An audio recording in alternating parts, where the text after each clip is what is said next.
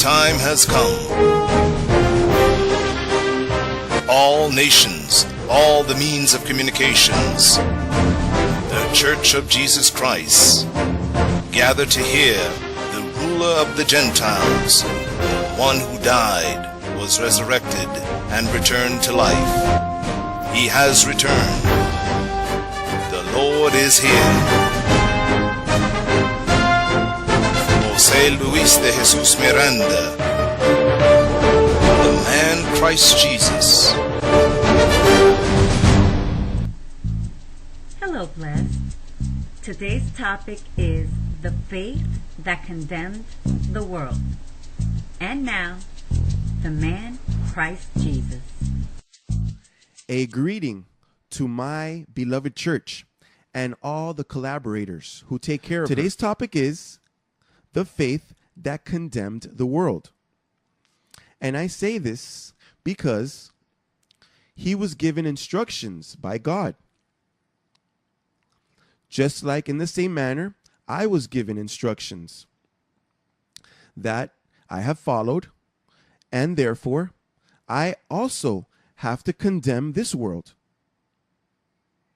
It says in Hebrews 11:7, by faith Noah, being divinely warned of things not yet seen, moved with godly fear, prepared an ark for the saving of his household, by which he condemned the world and became heir of the righteousness which is according to faith.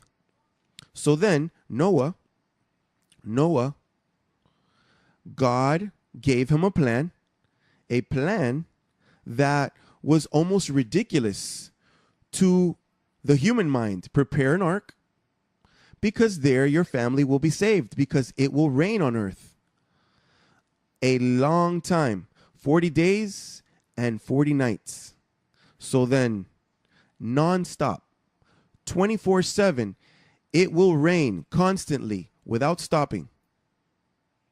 And that plan that he received, that I imagine was not easy for him because of the mocking that he received. Well, people would mock him because how can you be building an ark on the mountain? In what head does that fit?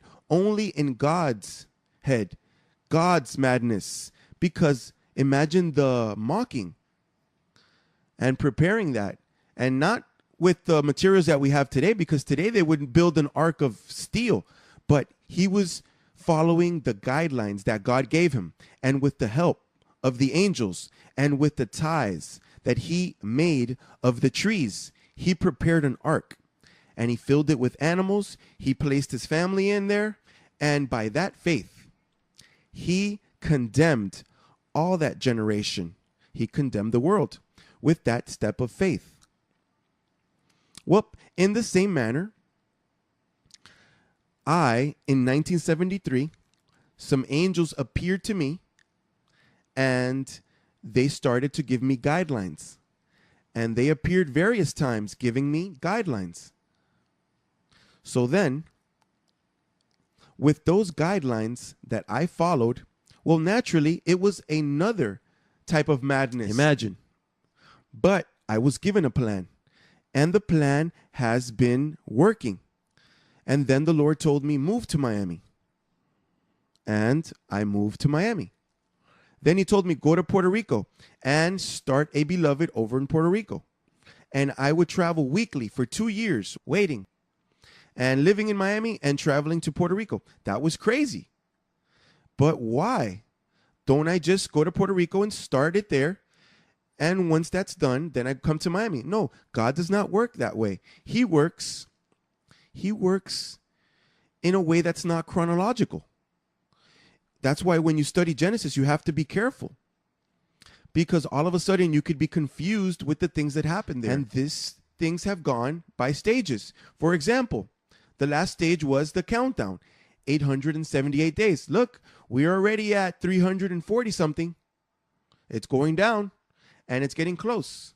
And then it's very easy. It's very easy for me to enter into doubt because of those who mock. Wherever I move, the neighbors don't even greet me because they know who I am. Wherever I go, there's people always making comments. Oh, look, he's the one from television. He's the one that the media said. It's very difficult. But naturally, God prepares us. Now, that plan, by that attitude of the things that I heard from God, because here I have not invented anything. That's why I work calmly. I have heard the instructions by God, first by the mouth of the angels, then by visions, and then when I hear the voice clearly, when it says, it's like this: now hide a little, guard yourself, and now the image will speak. I will increase technology so that you can fulfill this, and by that faith I will condemn all this humanity. I can't condemn you because you have believed. You are of faith, but the rest I will condemn. Notice the faith comes to save, and now all of a sudden it turns and it is a faith that condemns. This is why it is compared to the days of Noah. And just like in the days of Noah. Now, let's see the faith placed in a plan of A and B.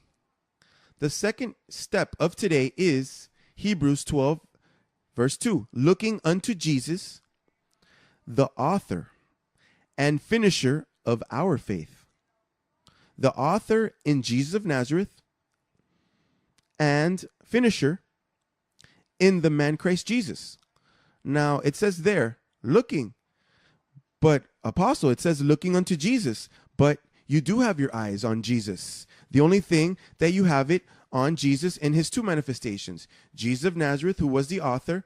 And how will he finish it if he died almost 2,000 years ago? He cannot come and finish it unless he comes in another human veil. Therefore, that faith is going to be finished in this veil that is here speaking with you. The author started it with death, and it will be finished explaining the precious gospel of uncircumcision that God reserved. He reserved that plan for these days for himself, to come and preach himself and fulfill, to finish the faith. For now we see in a mirror, dimly, but then face to face.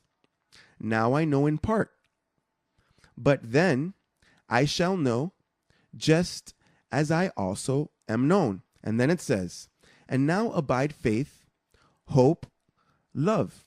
These three, there's three, but the greatest of these is love. Love will always be. Hope, when the faith is finished, you will not need hope any longer because you have reached to the purpose of hope. And you will not need faith any longer because what wasn't is now, and it is done. And what you now see, why wait for it? Now faith has entered into its higher glory. So then, blessed brothers of mine, we are in a precious stage in our ministry. It's a latter stage where all the prophecies are being fulfilled.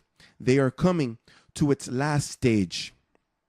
And soon we will see the worldwide spectacle that will condemn the world. Blessed are you who have believed, and you will not be condemned with all blessing. I love you. Until next.